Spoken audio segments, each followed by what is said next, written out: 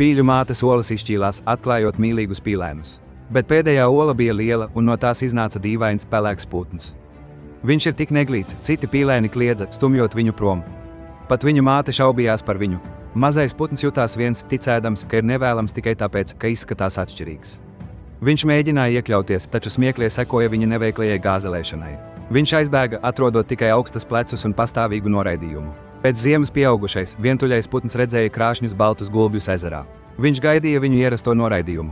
Kad viņš noliecās, lai padzertos, viņš ieraudzīja savu atspulgu blakus viņu atspulgam. Par viņa šoku viņš nebija neglīts pīlēns. Viņš bija skaists, gracios gulbis, gluži kā viņi. Viņš visu laiku bija gulbis, dzimis nepareizā ligzdā. Viņa noraidījums nebija par to, ka viņš bija neglīts, bet gan par to, ka viņš tika pārprasts. Viņš nebija paredzēts būt pīle, bet gan gulbis. Dzīves noraidījumi bieži rodas no tā, ka citi neredz jūsu patieso es.